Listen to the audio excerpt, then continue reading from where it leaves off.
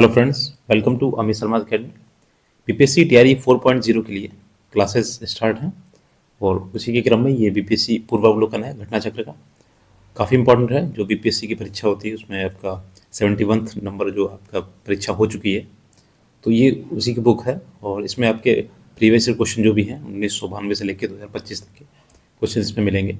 बाकी जो 2025 का जो लेटेस्ट होगा मैं इसमें अपडेट कर दूंगा। तो ये आपके सभी सब्जेक्ट इसमें कंप्लीट हो जाएंगे। जो बीपीएससी तैयारी का जो 40 मार्क्स का जीएस आता है उसके लिए ये बहुत ही इंपॉर्टेंट बुक है, क्योंकि इसमें मैथ विधि होती है और जो मैथ्स होती है इसमें वो आपके लिए जो जीएस उसमें पूछी जाती है 8 नंबर की, क्योंकि 5 पार्ट होते हैं इसमें। 8 नंबर की जो मैथ आती है वो इससे आपको आराम से हो जाएगी। चलिए स्टार्ट करते हैं। आधुनिक भारत का इतिहास। इतिहास में पहला है यूरोपीय कंपनियों का आगमन। पुर्तगाली उपनिवेश का प्रथम वायसराय भारत में कौन था? तो ये था अल्मीडा अल्फांस। ये था फ्रांसिस्को डी अल्मीडा। एक था अल्बुकर्क, ये अल्फांसो दी अल्बुकर्क है। तो ये अल्मीडा जो था वो पहला था, प्रथम वायसराय बना था। तो मध्यकाल में सर्वप्रथम भारत में संबंध स्थापित करने वाले पुर्तगाली थे। प्रथम पुर्तगाली वास्को डी गामा भारत के पश्चिमी तट पर बंदरगाह जो कलिकट का था 20 मई 1498 को पहुंचा था। उसने यहाँ पहुंचकर भारत के नए समुद्री मार्ग की खोज की थी। कलिकट के तत्कालीन शासक जमोरिन ने उसका स्वागत किया था। और वास्को डी गामा था, ये पुर्तगाली व्यापारियों में भारत में कलिकट, गोवा, दमन द्वीप, हुगली के बंदरगाहों में अपनी व्यापारिक कोठियां स्थापित की इसने। 1505 ईस्वी में फ्रांसिस्को दी अल्मीडा सबसे पहले यही आया था। भारत में प्रथम पुर्तगाली वायसराय बनकर गवर्नर आया था ये। और व्यापारिक हितों के परिप्रेक्ष्य में हिंद महासागर में प्रभुत्व स्थापित करने के लिए अल्मीडा ने ब्लू वाटर पॉलिसी अर्थात नीला जल की नीति ये प्रतिपादित की थी। तो ये पूछा जाता है ब्लू वाटर पॉलिसी किसने अपनाई थी। नेक्स्ट है बंगाल की खाड़ी में समुद्री डकैती हेतु हुगली का उपयोग कौन करता था? तो ये आपके पुर्तगाली करते थे। जैसे कि भारत में 1613 में अंग्रेजों ने अपनी पहली फैक्ट्री कहाँ स्थापित की थी? तो ये सूरत में की थी, ऑप्शन नंबर डी। देखिए कैप्टन विलियम हॉकिंस सूरत से मुगल दरबार अप्रैल 1609 में पहुंचा, किंतु सूरत में फैक्ट्री की स्थापना की अनुमति पाने में सफल नहीं हो सका। फिर ये 1611 में पुर्तगाली के विरोध के बावजूद कैप्टन मिल्टन सूरत के समीप स्वपल्ली पहुंचा और मुगल गवर्नर से वहां व्यापार करने की अनुमति पाने में सफल हो गया। कैप्टन वेस्ट द्वारा सूरत के बंदरगाह की विजय ने पुर्तगाली एकाधिकार की निरंतरता को भंग किया। इसके बाद जहांगीर के शाही फरमान से अंग्रेजों ने सूरत में 1613 में स्थायी रूप से एक फैक्ट्री स्थापित की। यहाँ अंग्रेजों ने अपने व्यापार को देश के दूसरे भागों में फैलाया तथा शीघ्र ही अहमदाबाद, बुरहानपुर, अजमेर तथा आगरा में सहयोगी फैक्ट्रियां भी स्थापित की। नेक्स्ट है चौथा नंबर क्वेश्चन, निम्नलिखित में से किस अंग्रेज अधिकारी ने पुर्तगालियों को श्वापल्ली के स्थान पर हराया था? तो ये था आपका थॉमस वेस्ट। ठीक है। नेक्स्ट है कि डच ईस्ट इंडिया कंपनी ने किस वर्ष अपनी फैक्ट्री पटना में स्थापित की थी? तो ऑप्शन नंबर बी 1632 में।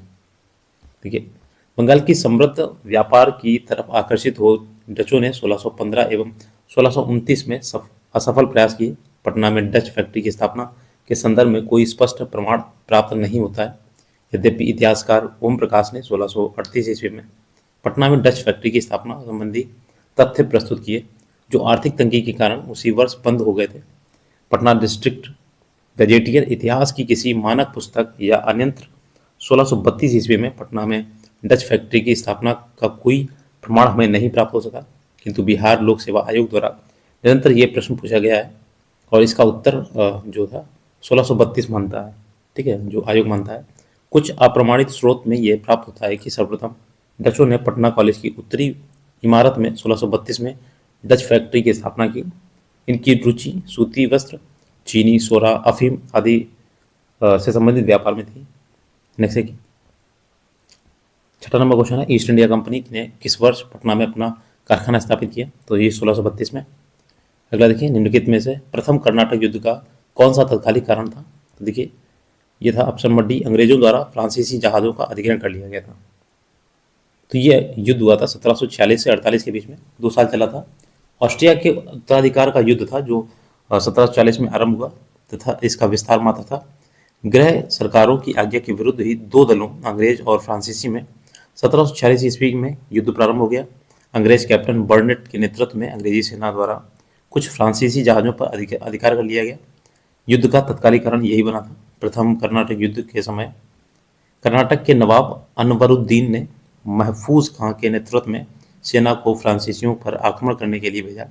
कैप्टन पैराडाइज के नेतृत्व में फ्रांसीसी सेना ने अडयार नदी पर स्थित सेंट थोंगे नामक स्थान पर नवाब को पराजित किया। यूरोप में युद्ध बंद होते ही कर्नाटक का प्रथम युद्ध समाप्त हो गया। एक्स लाप्लास की संधि जो थी 1748 में हुई थी, से ऑस्ट्रिया के उत्तराधिकार का युद्ध समाप्त हो गया तथा मद्रास अंग्रेजों को पुनः प्राप्त हो गया। कर्नाटक का प्रथम युद्ध सेंट थोमे के युद्ध के लिए स्मरणीय है। नेक्स्ट देखिए 8वां नंबर क्वेश्चन है 1760 का प्रसिद्ध वांडीवास का युद्ध अंग्रेजों द्वारा किसके खिलाफ लड़ा गया था? तो ऑप्शन नंबर ए ये था फ्रांसीसियों के खिलाफ। जनवरी 1760 में अंग्रेजों और फ्रांसीसियों के मध्य ये वांडीवास का युद्ध हुआ था। युद्ध में फ्रांसीसी पराजित हुए थे। अंग्रेजी सेना का नेतृत्व सर आइकूट ने, जबकि फ्रांसीसी सेना का नेतृत्व काउंट डी लाली ने किया था। नेक्स्ट देखिए 9वां नंबर क्वेश्चन, उस क्षेत्र की पहचान करें जहां यूरोप वासियों को सर्वोत्तम प्रकार का सोरा एवं अफीम प्राप्त होता था। तो ऑप्शन नंबर ए बिहार से। अगला देखिए अंग्रेजी शासनकाल में भारत का कौन सा क्षेत्र अफीम उत्पादन हेतु प्रसिद्ध था? देखिए यहाँ पर ये हो जाएगा आपका ऑप्शन नंबर ए बिहार था। ठीक है, जो सोरा और अफीम दोनों वहीं से बिहार से प्राप्त होते थे।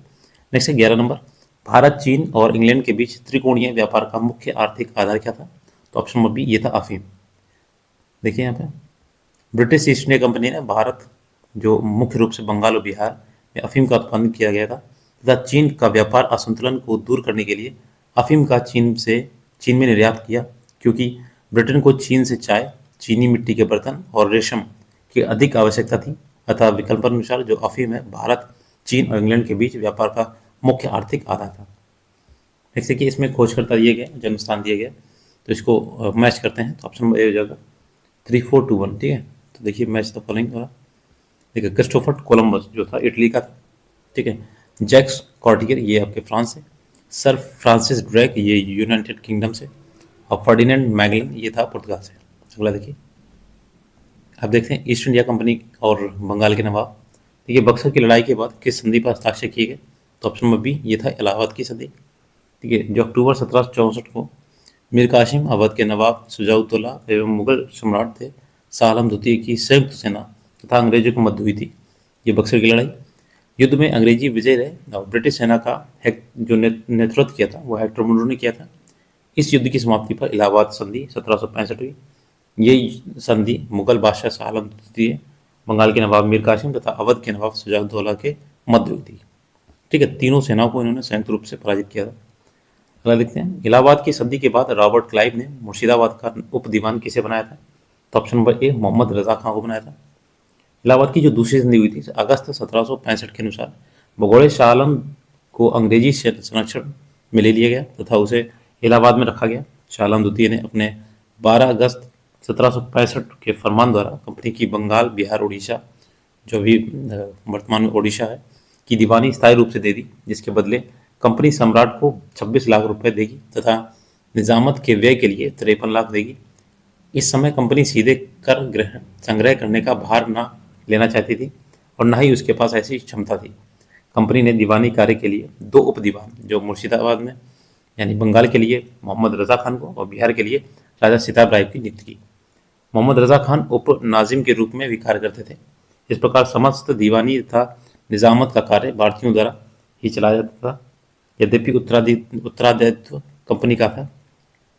जैसे कि सम्राट शाह आलम द्वितीय ने ईस्ट इंडिया कंपनी को बंगाल, बिहार और उड़ीसा की दीवानी प्रदान की।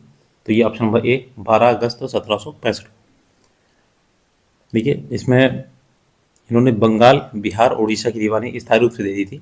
इलाहाबाद की जो द्वितीय संधि हुई थी वो 16 अगस्त 1765 को हुई थी। इसमें अवध के नवाब जो शुजाउद्दौला थे, इन्होंने इलाहाबाद और कड़ा के जिले मुगल बादशाह शाह आलम द्वितीय को देखिए देने का वादा किया। इस समय Robert Clive east India company की तरफ से बंगाल का गवर्नर था। शाह आलम द्वितीय का संपूर्ण जीवन आपदाओं से ग्रस्त रहा। उसे 1788 में अंधा कर दिया गया। शाह आलम द्वितीय के समय 1803 में दिल्ली पर अंग्रेजों का अधिकार हो गया। शाह आलम द्वितीय तथा उसके 2 उत्तराधिकारी अकबर द्वितीय और बहादुर शाह द्वितीय ईस्ट इंडिया कंपनी के पेंशन भोगी मात्र बनकर रह गए थे। देख सकते हैं द्वैध शासन का जो जनक किसे माना जाता है, तो ऑप्शन नंबर डी ये सर लियोनेल कॉर्टिस को कहा जाता है और ये द्वैध शासन का जनक माना जाता है। इसमें दीवानी और विरासत यानी कानून व्यवस्था की जिम्मेदारी अलग कर दी गई थी। अगला देखिए, बंगाल में द्विशासन प्रणाली किसके द्वारा लागू की गई थी, तो ऑप्शन नंबर सी ये रॉबर्ट क्लाइव के द्वारा की गई थी। 1765 में ये लागू हुई थी। वन हेस्टिंग के कार्यकाल 1772 ईस्वी में कोर्ट ऑफ डायरेक्टर्स ने दोहरी शासन प्रणाली को समाप्त करने का निर्णय ले लिया था। क्लाइव ने शुरू किया था और ये हेस्टिंग था, इसने इसे समाप्त कर दिया था। कलकत्ता परिषद एवं उसके प्रधान को आज्ञा दी कि वे स्वयं दीवान बने और बंगाल, बिहार, उड़ीसा के प्रबंध को अपने हाथ में ले। वन हेस्टिंग दोनों उप दीवानों मोहम्मद रजा खान और शेर राजा सिताब राय का पदच्युत कर दिया।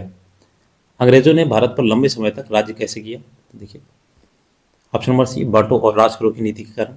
देखिए 200 वर्षों तक इन्होंने राज किया था। नेक्स्ट है 7वां क्वेश्चन, किसने बंगाल में महलवाड़ी बंदोबस्त प्रणाली की शुरुआत की, तो ये देखिए ऑप्शन नंबर सी हो जाएगा हॉल्ट मैकेंजी। देखिए 1822 में हॉल्ट मैकेंजी ने बंगाल प्रेसिडेंसी के उत्तर पश्चिमी प्रांतों, इस क्षेत्र के अधिकांश भाग वर्तमान उत्तर प्रदेश में, ठीक है, इसमें भू राजस्व व्यवस्था की एक नई पद्धति महलवाड़ी तैयार की। इस प्रणाली में मध्य प्रांत पंजाब समेत ब्रिटिश भारत का लगभग 30% भूभाग शामिल था। महलवाड़ी पद्धति में जमींदार और रैयतवाड़ी दोनों के तत्व शामिल थे। पूछे गए प्रश्न में बंगाल शब्द का प्रयोग किया गया है जो कि त्रुटिपूर्ण है, यहाँ उसकी जगह पर बंगाल प्रेसिडेंसी शब्द का प्रयोग उपयुक्त होता है। और बिहार लोक सेवा ने भी अपने प्रारंभिक और संशोधित दोनों उत्तर पत्रकों में ऑप्शन नंबर सी को सत्य माना। नेक्स्ट देखिए 8वां क्वेश्चन है, बंगाल प्रांत के साथ बिहार प्रांत को कब मिलाया गया, ऑप्शन नंबर सी 1733 को। देखिए बिहार सूबा का विलय बंगाल सूबा में 1733 को किया गया। बंगाल के तत्कालीन नवाब शुजाउद्दौला ने बंगाल प्रांत को 4 भागों में बांटा था। सेंट्रल डिवीजन जिसमें मध्य पश्चिमी उत्तरी बंगाल का एक हिस्सा, ढाका डिवीजन इसमें पूर्वी एवं दक्षिणी बंगाल शामिल था, और बिहार डिवीजन, और चौथा था उड़ीसा डिवीजन। नेक्स्ट देखिए क्षेत्रीय राज्य जो थे मैसूर एवं पंजाब। देखिए टीपू सुल्तान ने अपनी राजधानी बनाई थी, तो ये श्रीरंगपट्टनम को बनाई थी, ऑप्शन नंबर ए। और इसमें इसने जैकोबिन क्लब की स्थापना भी की, उसका सदस्य भी बना, और साथ ही उसने अपनी राजधानी में फ्रांस और मैसूर के मैत्री का प्रतीक स्वतंत्रता का वृक्ष रोपा। टीपू सुल्तान ने अपने समकालीन विदेशी राज्यों से मैत्री संबंध बनाने तथा अंग्रेजों के विरुद्ध उनकी सहायता प्राप्त करने के लिए अरब, कस्तुनतुनिया, आधुनिक इस्तांबुल, काबुल और मॉरिशस में अपने दूतमंडल भेजे। नेक्स्ट देखिए दूसरा नंबर क्वेश्चन है, वर्ष टीपू सुल्तान और ब्रिटिश ईस्ट इंडिया कंपनी के बीच मैंगलोर की संधि पर हस्ताक्षर किए गए थे। देखिए ऑप्शन नंबर हो जाएगा डी वाला 1784 में। और इस संधि के बाद द्वितीय मैसूर युद्ध जो हुआ था उसका अंत हो गया था। 1780 से 84 के बीच चला था, तो 1784 में ही समाप्त हो गया था। नेक्स्ट देखिए अंग्रेजों ने श्रीरंगपट्टनम की संधि किसके साथ की थी, तो ये टीपू सुल्तान के साथ की थी। तृतीय आंग्ल मैसूर युद्ध जो 1790 से 92 के बीच चला था, अवशान श्रीरंगपट्टनम की संधि मार्च 1792 द्वारा हुआ था। इस संधि में अंग्रेजों की ओर से कॉर्नवालिस तथा मैसूर से टीपू सुल्तान शामिल थे। इसके अनुसार टीपू को अपने देश का लगभग 1/2 भाग अंग्रेजों तथा उनके साथियों को देना पड़ा। साथ ही युद्ध के हर्जाने के रूप में टीपू को 3 करोड़ रुपए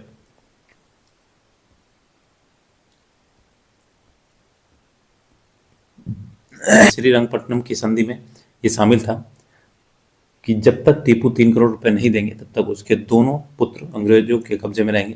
कॉर्नवालिस ने इस संधि के बाद ये टिप्पणी की थी, हमने अपने शत्रु को प्रभावशाली ढंग से पंगु बना दिया है तथा अपने साथियों को भी शक्तिशाली नहीं बनने दिया। नेक्स्ट देखिए रणजीत सिंह ने सुप्रसिद्ध कोहिनूर हीरा प्राप्त किया था, तो ये था ऑप्शन नंबर ए 7 सुजा से।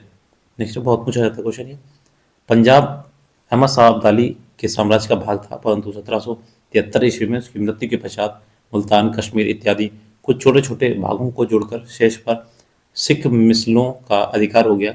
उधर अफगानों के आंतरिक झगड़ों के कारण रणजीत सिंह को अपनी स्थिति सुदृढ़ करने का अवसर मिल गया। 1800 ईस्वी में अहमद शाह अब्दाली का पौत्र शाह शुजा काबुल की गद्दी पर बैठा, परंतु उसके भाई शाह मोहम्मद ने शक्तिशाली बरकजई सरदारों फतेह खां और दोस्त मोहम्मद की सहायता से उसे 1809 ईस्वी में विस्थापित कर दिया तथा स्वयं कश्मीर और पेशावर पर अधिकार कर दिया। इसी अवसर पर शाह शुजा ने काबुल का राज्य प्राप्त करने के लिए रणजीत सिंह से सहायता मांगी जिन्हें और उन्हें कोहिनूर हीरा भेंट किया था। जैसे कि पंजाब भूमि हस्तांतरण अधिनियम कब पारित किया गया? तो ऑप्शन नंबर सी, ये 1900 में पारित किया गया। देखिए, पंजाब भूमि हस्तांतरण अधिनियम 1900 में पारित किया है, जिसमें कृषकों की भूमि का गैर कृषकों के साथ हस्तांतरित होना समाप्त हो गया था। ऑप्शन नंबर 6 देखिए, सॉरी, क्वेश्चन नंबर 6 है, अंबाबाई एक स्वतंत्रता सेनानी भारत के किस राज्य की थी? तो ऑप्शन नंबर डी, ये कर्नाटक की थी। देखिए, इनका जन्म 1889 में हुआ था।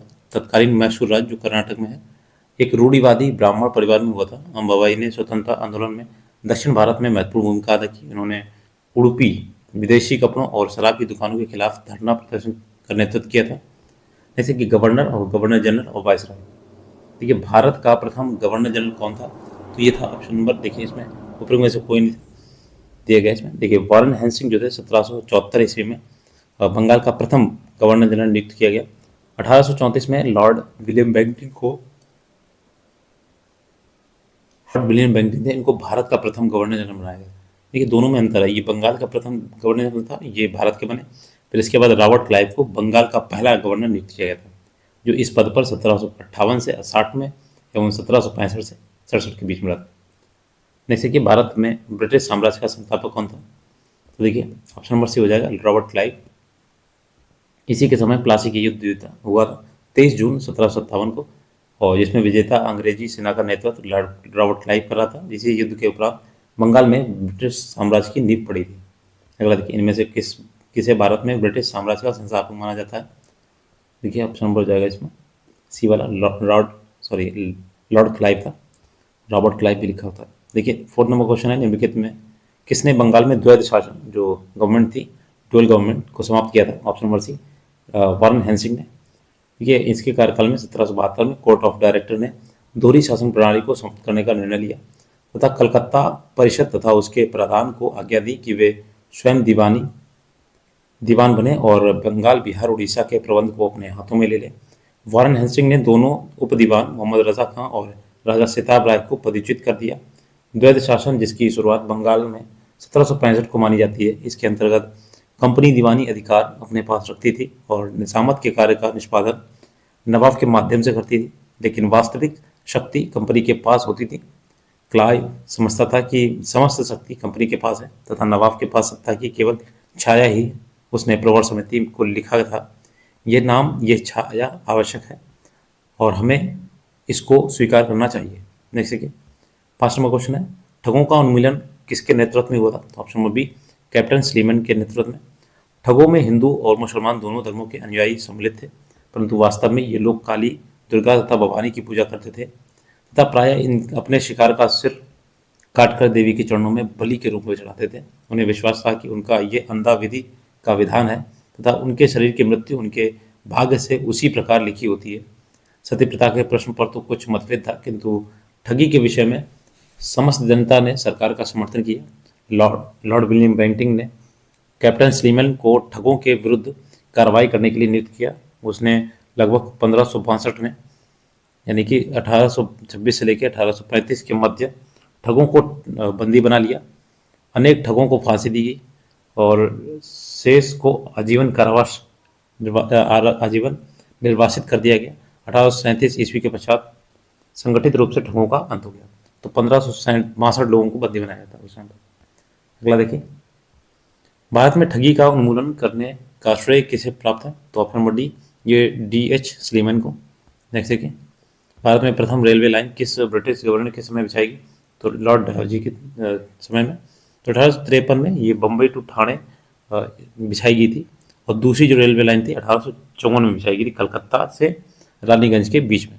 नेक्स्ट देखिए, निम्न में से कौन सामाजिक सुधार विलियम बेंटिंक ने प्रारंभ किए थे? तो देखिए, ऑप्शन नंबर सी हो जाएगा 1, 2, 4। ठीक है, ये तीसरा नहीं है। देखिए, सती प्रथा का उन्मूलन, दास प्रथा का उन्मूलन और ठगों से संबंधित संगठित गिरोह का दमन किया था। नेक्स्ट देखिए, इसमें पढ़ लेते हैं थोड़ा सा। 1828 में बंगाल प्रेसिडेंसी का गवर्नर जनरल बन के आए थे बेंटिंक। 1829 में उन्होंने सती प्रथा पर उन्मूलन कर दिया था या रोक लगा दी थी। बेंटिक के काल में ही भारत सरकार अधिनियम 1833 पारित किया गया। इसमें दास प्रथा के उन्मूलन का प्रावधान किया। बेंटिक ने ठगों के गिरोह के विरुद्ध भी अभियान चलाकर उनका दमन करने का प्रयास किया। बेंटिंक ने शिक्षा और प्रेस की स्वतंत्रता पर भी काम किया। 1835 में वह इंग्लैंड वापस चला गया। धर्म परिवर्तन के कारण अयोग्यता के प्रावधान को 1850 में हटाया गया। अतः कथन 1 2 3 4 सही है। 1 2 4 ठीक है, तीसरा नहीं। जैसे कि यहाँ पे एक क्वेश्चन था, सती प्रथा को गैर कानूनी किसने घोषित किया था? तो लॉर्ड विलियम बेंटिंक। ठीक है, ऑप्शन नंबर बी हो जाएगा। अगला देखते हैं, अफगानिस्तान के प्रति आक्रामक नीति किस वायसराय ने अपनाई थी? तो ये ऑप्शन नंबर बी, ये थे लॉर्ड लिंटन। 1876 में लॉर्ड लिंटन के वायसराय बनकर आने पर अफगानिस्तान के प्रति अपनाई गई नीतियों में परिवर्तन आया। कुशल आक्रामकता की नीति के स्थान पर अग्रगामी नीति का अनुसरण होने लगा। जैसे कि 11 नंबर क्वेश्चन है, लॉर्ड लिंटन निम्न में से किससे संबंधित नहीं है? इसमें कौन किससे संबंधित नहीं है? देखिए option number D, Ilbert bill से नहीं है। बाकी देखिए लॉर्ड लिंटन ये आपके इलबर्ट बिल जो था वायसराय लॉर्ड रिपन के कार्यकाल में पेश किया गया था। इसी बिल में वरिष्ठ भारतीय न्यायाधीशों को यूरोपीय अपराधियों पर मुकदमा चलाने की अनुमति देने की मांग की गई थी।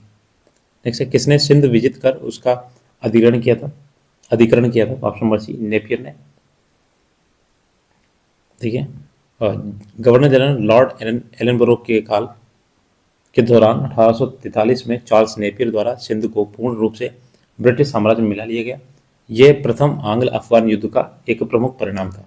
नेक्स्ट देखिए 13 नंबर क्वेश्चन है, भारतीय इतिहास के औपनिवेशिक काल के संदर्भ की सूची देखिए। यहाँ व्यक्ति और विषय दिए गए, तो इसमें मैच करना है। देखिए ऑप्शन नंबर सी हो जाएगा इसका 2 3 1 4। देखिए मैच द फॉलोइंग देखते हैं, मैकडोनाल्ड कम्युनल अवार्ड, लिनलिथिको अगस्त प्रस्ताव, Dalhousie doctrine of lapse, Chelmsford द्वैध प्रशासन।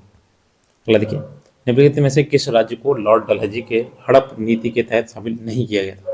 तो ऑप्शन नंबर बी, जयपुर को नहीं किया गया। सतारा, नागपुर, संभल को किया गया। देखिए इसने अवध के नवाब वाजिद अली शाह पर कुशासन का आरोप लगाकर फरवरी 1856 को अवध का अंग्रेजी राज में विलय किया। अवध के अतिरिक्त डलहौजी के व्यक्तिगत सिद्धांत के अंतर्गत विलय किए गए प्रदेश थे सतारा 1848 में, जैतपुर और संभल 1849 में, बघाट 1850 में, उदयपुर 1852 में, झांसी 1854 में तथा नागपुर 1854 में, और जयपुर इसमें शामिल नहीं था। देखिए सुरक्षा प्रकोष्ठ की नीति संबंधित है option number A, Warren Hasting से। देखिए ये वारेन सुरक्षा प्रकोष्ठ या घेरे की नीति वारेन हेस्टिंग तथा वेलेजली से संबंधित थे। वारेन हेस्टिंग ने मैसूर और मराठों के साथ युद्ध अन्य भारतीय रियासतों के साथ बारी बारी की पदवी प्राप्त करने की भावना से किया। इस समय कंपनी ने अपने राज्य के चारों ओर मध्य राज्य या बफर स्टेट बनाने का प्रयत्न किया। इसका उद्देश्य केवल अपने राज्य की रक्षा करना था, अथवा हम ये भी कह सकते हैं कि अपने पड़ोसी राज्यों की सीमाओं की रक्षा करो ताकि अपनी सीमाएं सुरक्षित रहें। उस समय भय मुक्तता अफगानों और मराठों से था, इसलिए कंपनी ने अवध की रक्षा व्यवस्था के कार्य को इस शर्त पर संभाला कि अवध का नवाब उस व्यय का बोझ उठाए, और इस प्रकार अवध की रक्षा ही बंगाल की रक्षा थी। वेलेजली के सामने आने से कंपनी के भारतीय रियासतों के साथ संबंधों में परिवर्तन आया। जैसे कि वेलेजली का उद्देश्य भारतीय रियासतों को अपनी रक्षार्थ कंपनी पर निर्भर करने का बाध्य करना था। उसने भारतीय रियासतों को अंग्रेजी राजनीतिक शक्ति के और सैनिक रक्षा के घेरे में लाने का प्रयत्न किया था। जैसे कि लॉर्ड वेलेजली की सहायक संधि को स्वीकार करने वाला पहला मराठा सरदार था ऑप्शन नंबर ए, पेशवा बाजीराव द्वितीय। देखिए दौलतराव सिंधिया और जसवंत होलकर दोनों पूना में अपने को सर्वश्रेष्ठ प्रदर्शित करना चाहते थे। बाजीराव द्वितीय सिंधिया का साथ दे रहा था। उसने 1801 ईस्वी में जसवंत के भाई की हत्या कर दी। परिणाम स्वरूप जसवंत होलकर की सेना ने पूना पर आक्रमण कर पेशवा एवं सिंधिया की संयुक्त सेना को परास्त कर दिया। बाजीराव द्वितीय ने भागकर बशीन में शरण ले ली। 31 दिसंबर 1802 को अंग्रेजों से बशीन संधि के अनुसार पेशवा बाजीराव द्वितीय ने अंग्रेजों की संरक्षकता स्वीकार कर ली। इसी संधि को मराठों द्वारा अंग्रेजों के साथ की गई प्रथम सहायक संधि की संज्ञा दी जाती है। जैसे कि लॉर्ड मेयो 1870 के संकल्प के बारे में निम्नलिखित में से कौन सा कथन सत्य है? तो देखिए ऑप्शन नंबर ए जाएगा इसका 1 2 3 4, यानी चारों सही है इसके। देखिए पढ़ लेते हैं इसमें। वायसराय लॉर्ड मेयो का शासनकाल ये जो 1869 से 72 के बीच था, उसके शैक्षणिक और प्रशासनिक सुधारों के लिए स्मरण किया जाता है। उसने प्रशासन में सुधार के लिए प्रत्येक अलग अलग प्रशासन के पत्राचार के उपरांत 14 दिसंबर 1870 को एक संकल्प जारी किया जिसमें म्यू रेजोल्यूशन या प्रांतीय सरकारों का चार्टर भी कहा जाता है, जिसमें केंद्रीय और प्रांतीय वित्त को विभाजित करने की दिशा में पहला कदम उठाया। साथ ही प्रांतीय सरकारों को कुछ स्वायत्तता देते हुए उन्हें जेल, शिक्षा और चिकित्सा आदि सेवाओं के लिए केंद्रीय राजस्व से कुछ राशि दी गई। साथ ही उन्हें इच्छानुसार प्रशासन करने के लिए कहा गया तथा इसके साथ ही मौजूदा असमानताओं को सुधारने पर जोर दिया गया और प्रांतों की वास्तविक आवश्यकताओं पर भी ध्यान केंद्रित किया गया तथा इसके चारों कथन सत्य हैं। नेक्स्ट देखते हैं। देखिए, निम्न में से किस देशी रियासत को अंग्रेजों ने अपने क्षेत्र में नहीं मिलाया था? तो ऑप्शन नंबर बी, ग्वालियर को नहीं मिलाया था। सिंध, अवध, सतारा ये सभी थे। देखिए, इसमें सिंध का जो विलय था लॉर्ड एलनबरो ने किया। किस शासनकाल में हुआ? लॉर्ड डलहौजी के काल में कुशासन का आरोप में अवध का विलय किया गया और व्यक्तिगत सिद्धांत के द्वारा सतारा का विलय किया गया था 1848 में। देखिए, भारत के वायसराय के रूप में किसके कार्यकाल में महान शहीद भगत सिंह, सुखदेव और राजगुरु को फांसी दी गई थी? ऑप्शन नंबर बी, ये था लॉर्ड इरविन। देखिए, 23 मार्च 1931 को इन्हें फांसी दी गई थी। अगला देखिए, इंपीरियल कैडेट कॉर्प्स की स्थापना किसने की थी? तो ये था option number B, Lord Curzon. इसका उद्देश्य जो था देशी नरेशों के राजकुमारों और सामंतों के पुत्रों को सैनिक शिक्षा का प्रबंधन करना था। नेक्स्ट, महारानी विक्टोरिया को भारत की सामग्री नियुक्त किया गया था। तो 1877 में किया गया था। देखिए, ऑप्शन नंबर सी वाला हो जाएगा। राष्ट्रीय उपाधि अधिनियम, रॉयल टाइटल्स एक्ट जो था इसमें 1876 में पारित किया गया। इस अधिनियम के तहत महारानी विक्टोरिया को 1 जनवरी 1870 को दिल्ली दरबार में भारत की सामग्री घोषित किया गया। इसी प्रकार सम्राट एडवर्ड ये 7th नंबर के जो हैं को वर्ष 1903 में तथा जॉर्ज पंचम को 1911 में भारत का सम्राट घोषित किया गया। नेक्स्ट देखते हैं। रॉयल शीर्षक अधिनियम के अंतर्गत रानी विक्टोरिया भारत की महारानी कब बनी थी? तो ऑप्शन नंबर सी, 1877 को। हम तो ऐसे रहते जैसे इनके देश इन्हीं का है शायद। देखिए, किसने स्वतंत्र भारत के प्रथम प्रधानमंत्री जवाहरलाल नेहरू का साहस और दूरदर्शिता के एक उत्कृष्ट नेता के रूप में अभिवादन किया था? Option number B, Lord Mountbatten. Next है 24 नंबर। मुझे विश्वास है कि कांग्रेस अपने विनाश की तरफ जा रही है और मेरी ये बड़ी इच्छा भारत में रहते हुए होगी कि इसके शांतिप्रिय निधन के ये इसका सहायक बनूं। तो ऑप्शन नंबर सी, ये लॉर्ड कर्जन ने कहा था जिसने बंगाल विभाजन किया था। देखिए, अंग्रेज शासक समझते थे कि नरमपंथियों के नेतृत्व में कांग्रेस काफ़ी कमजोर है, जनता में इसकी पैठ नहीं है तथा इसे खत्म किया जा सकता है। इस नीति के संबंध में बड़े प्रवक्ता थे लॉर्ड कर्जन। वर्ष 1900 में कर्जन ने ब्रिटिश सेक्रेटरी ऑफ स्टेट को लिखा, मुझे विश्वास है कि कांग्रेस अपने विनाश की तरफ जा रही है और मेरी ये बड़ी इच्छा भारत में रहते हुए होगी कि शांतिप्रिय निधन के लिए इसका सहायक बनूं। 1903 में उन्होंने मद्रास के गवर्नर को लिखा, जब से मैं भारत आया हूँ मेरी नीति यही रही है कि किसी भी तरह कांग्रेस को नपुंसक बना दूं। कांग्रेस जो कर्जन ने कांग्रेस अध्यक्ष के नेतृत्व में प्रतिनिधिमंडल से मिलने से इनकार कर दिया था, कांग्रेस के अध्यक्ष से। नेक्स्ट देखिए, 25 नंबर है। निम्न में से किस वायसराय के कार्यकाल में भारतीयों को राय बहादुर और खान बहादुर उपाधियां प्रदान की गई थी, करना प्रारंभ हुआ था? देखिए, ऑप्शन नंबर जाएगा ई वाला, इसमें उपयुक्त में से कोई नहीं। देखिए, 1857 के विद्रोह के समय अंग्रेजों की सहायता करने वाले देशी शासकों, जमींदारों आदि को अपना विश्वास पात्र बनाने के लिए उन्हें उपाधियां, खिलत, भूमि अनुदान, ऋण माफी आदि सुविधाएं प्रदान की जाने लगी। इसमें हिंदुओं को दी जाने वाली प्रमुख उपाधि थी राय बहादुर और मुस्लिमों को पारसियों को दी जाने वाली समकक्ष उपाधि थी खान बहादुर। 1859 और 1860 ईस्वी में इन उपाधियों को दिए जाने की साक्ष्य मिलते हैं, लेकिन किसने शुरू किया ये नहीं मिलता है। देखिए, प्रथम भारतीय जिन्होंने स्वाधीन भारत में गवर्नर जनरल का पदभार ग्रहण किया था, तो ऑप्शन नंबर बी, ये थे सी राजगोपालाचारी। देखिए, अगर वीडियो अच्छा लगे तो प्लीज़ शेयर कर दीजिए। और एक नया ऑप्शन जोड़ा गया है हाइप वाला, तो हाइप दबा दीजिएगा क्योंकि छोटे यूट्यूबर्स के लिए है वो। नेक्स्ट है, इसमें देखिए सी राजगोपालाचारी 1948 से 50 तक स्वतंत्र भारत के प्रथम भारतीय तथा अंतिम गवर्नर जनरल थे। इस पद पर 26 जनवरी 1950 तक रहे। 1952 से 54 तक मद्रास के मुख्यमंत्री रहे। 1959 में उन्होंने जो विभिन्न मुद्दों पर कांग्रेसी नेताओं से मतभेद के कारण कांग्रेस छोड़कर स्वतंत्र पार्टी की गठन किया था।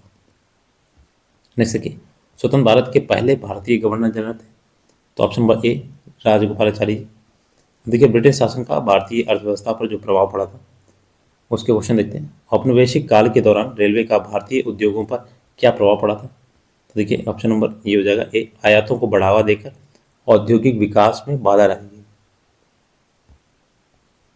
देखिए नेक्स्ट, भारत में पहली रेल जो थी 1853 में बॉम्बे टू ठाणे चलाई गई थी, और औपनिवेशिक काल के दौरान रेलवे के विकास को आयात को बढ़ावा मिला, औद्योगिक विकास में बाधा उत्पन्न हुई, फलस्वरूप भारतीय उद्योगों पर नकारात्मक प्रभाव पड़ा।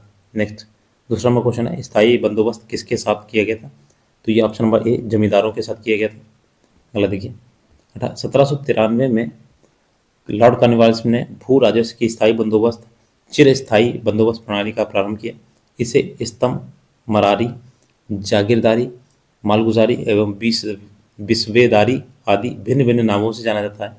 ये व्यवस्था बंगाल, बिहार, उड़ीसा में तथा उत्तर प्रदेश के वाराणसी में लागू थी। इसके अंतर्गत समूचे ब्रिटिश भारत के क्षेत्रफल का लगभग 19% हिस्सा शामिल था। इस व्यवस्था के अंतर्गत जमींदारों के नए वर्ग को भूस्वामी घोषित किया गया, जिसे भूमि के लगान का एक 10/11वां भाग कंपनी को देना था तथा 1/11 भाग अपनी सेवाओं के लिए अपने पास रखना था। स्थायी बंदोबस्त के अंतर्गत जमींदार छोटे पूंजीपति यानी भद्र नवाब थे। नेक्स्ट है, किसने बंगाल में चिरस्थायी बंदोबस्त प्रणाली की शुरुआत की? तो ऑप्शन नंबर बी हो जाएगा, लॉर्ड कॉर्नवालिस। नेक्स्ट इसमें देखिए, 1885 को बंगाल और बिहार में भूमि पर किराएदारों के अधिकारों को बंगाल किराएदारी अधिनियम द्वारा किया गया था। तो ये 1885 था। देखिए, 1793 में लॉर्ड कॉर्नवालिस स्थायी बंदोबस्त वही दोबारा से 19वीं शताब्दी में आते आते भूमि की मांग बढ़ने लगी और भूमि मालिकों ने किराए में बढ़ोतरी की। यह समय किसानों के विद्रोह का था। इसी बीच बंगाल सरकार ने बिहार और बंगाल में बंगाल किराएदारी अधिनियम 1885 लागू किया, जिसमें भूमि मालिकों यानी जमींदारों और किराएदारों के अधिकारों को परिभाषित किया गया। नेक्स्ट, बिहार में परमानेंट सेटलमेंट लागू करने का कारण था? तो ऑप्शन नंबर सी, ये था भू राजस्व का राजस्व निर्णय करना। नेक्स्ट देखिए, लॉर्ड कॉर्नवालिस ने वार्षिक लगान के स्थान पर 1790 ईस्वी में 10 वर्षीय लगान व्यवस्था लागू की। यही व्यवस्था 22 मार्च 1793 में स्थायी कर दी गई, जिससे स्थायी बंदोबस्त यानी परमानेंट सेटलमेंट कहा गया। इस व्यवस्था को बिहार में लागू करने का कारण जमींदारों के लिए जमीन पर वंश परंपरागत अधिकार को स्वेच्छा से हस्तांतरित करना तथा मूल कारण कंपनी के लिए भू राजस्व की एक निश्चित राशि तय करना था। अगला देखिए, रैयतवाड़ी व्यवस्था सर्वप्रथम कहाँ लागू की गई थी? तो ऑप्शन नंबर बी, ये मद्रास में लागू की। रैयतवाड़ी व्यवस्था सर्वप्रथम मद्रास प्रेसिडेंसी में अलेक्जेंडर रीड द्वारा 1792 ईस्वी में तमिलनाडु के 12 माइल क्षेत्र में लागू की गई। इसके बाद यह व्यवस्था बम्बई प्रेसिडेंसी में लागू की गई। थॉमस मुनरो का संबंध रैयतवाड़ी व्यवस्था से 1809 ईस्वी में थॉमस मुनरो ने कुछ क्षेत्रों में लागू किया। 1820 ईस्वी में मद्रास का गवर्नर बनने पर इसे मद्रास में लागू किया गया। मुनरो के शिष्य एल्फिस्टन ने इसे बॉम्बे प्रेसिडेंसी में लागू किया। संपूर्ण ब्रिटिश भारत के लगभग 51% क्षेत्र जो मद्रास, बम्बई के कुछ हिस्से, पूर्वी बंगाल, असम एवं कुर्ग, आधुनिक कर्नाटक का एक भाग था आदि में ये व्यवस्था लागू की गई। इस व्यवस्था के अंतर्गत रैयतों को भूमि का मालिकाना हक दिया गया, जिसके द्वारा प्रत्यक्ष रूप से, सीधे एवं व्यक्तिगत रूप से भू राजस्व अदा करने के लिए उत्तरदायी थे। 1835 ईस्वी के बाद जी विंगेट और H.E. गोल्डस्मिथ द्वारा ये व्यवस्था में सुधार किए गए। नेक्स्ट है 7वां क्वेश्चन, मद्रास में रैयतवाड़ी पद्धति को किसने प्रारंभ किया? तो option number B, Thomas Munro द्वारा।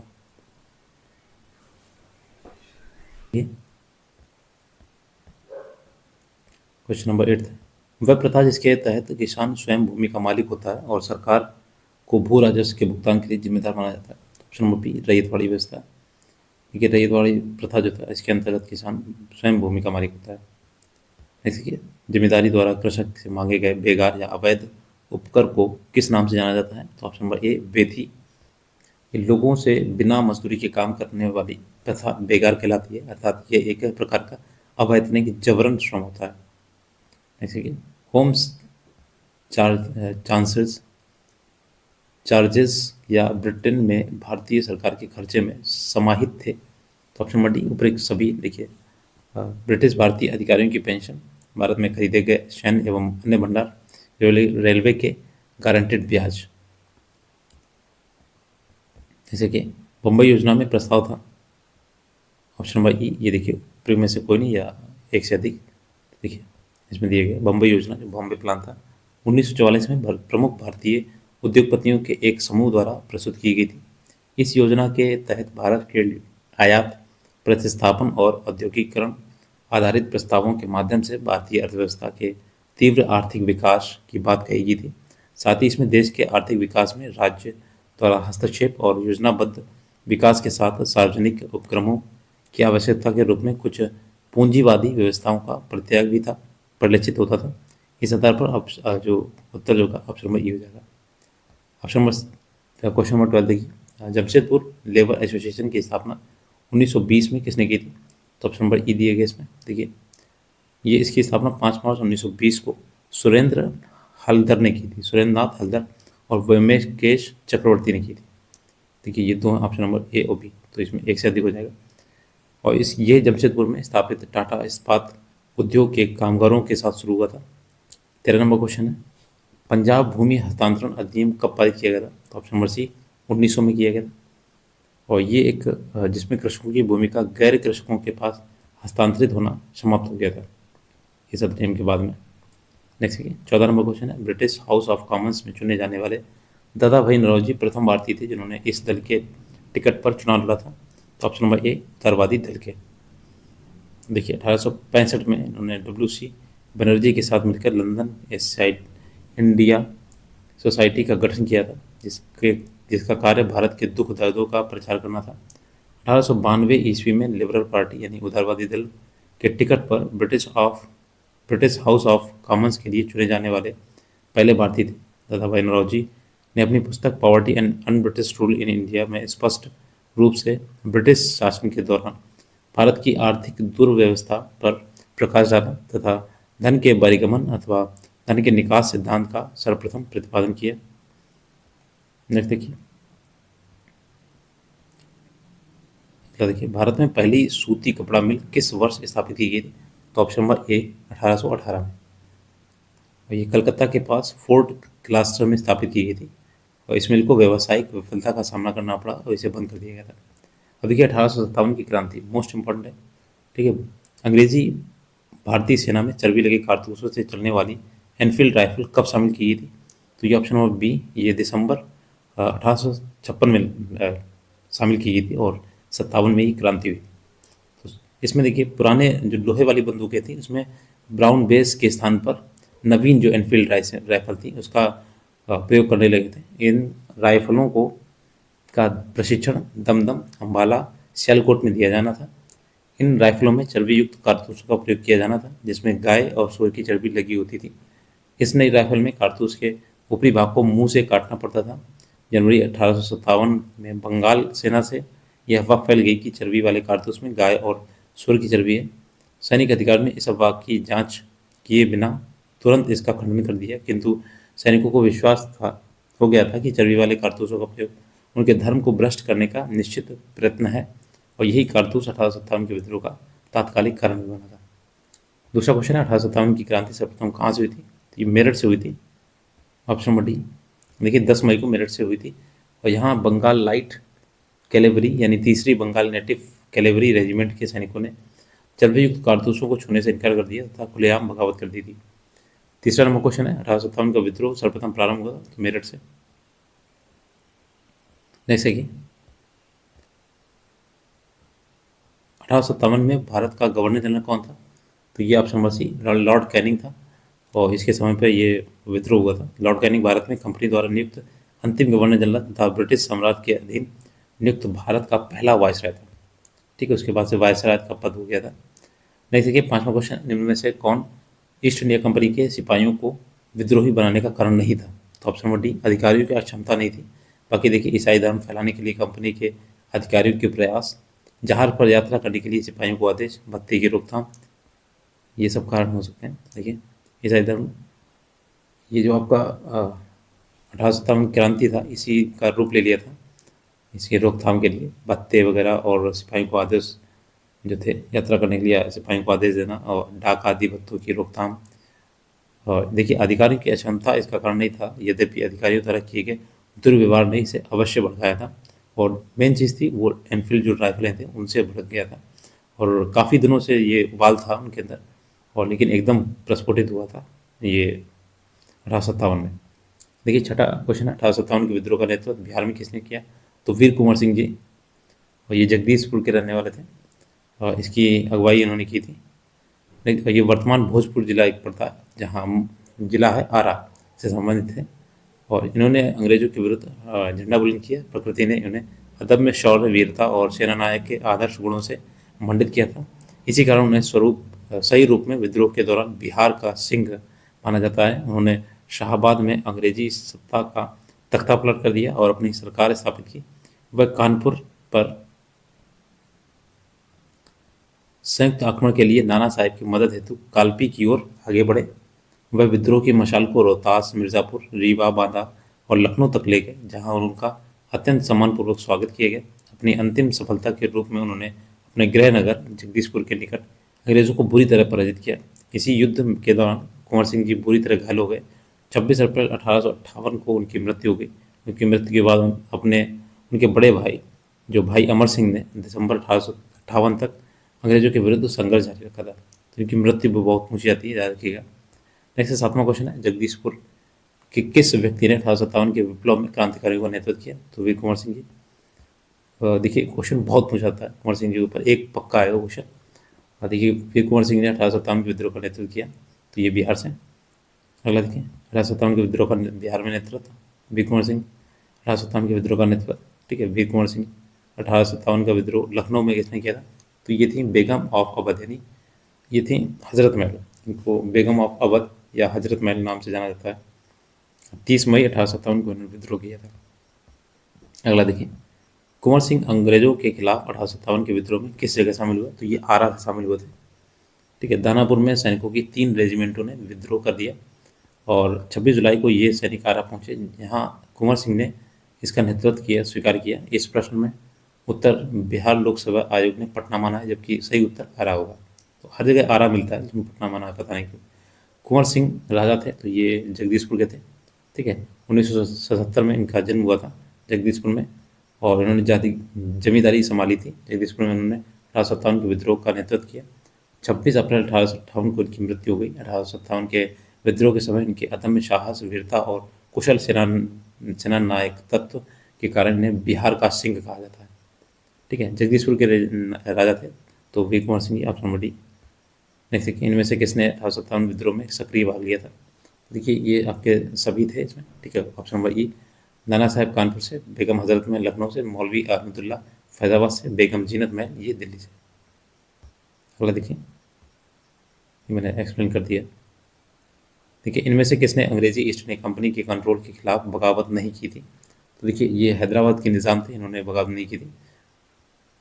देखिए ये देखिए, विजयनगरम के राजा ने 18वीं शताब्दी के उत्तरार्ध में कंपनी शासन के विरुद्ध विद्रोह किया। तमिलनाडु के पोलीगारो द्वारा कई बार विद्रोह किया गया तथा श्रावणकोर के दीवान वेलुथम्पी द्वारा 1808 से 9 के ईस्वी में अंग्रेजों के विरुद्ध विद्रोह किया, नेतृत्व किया गया था।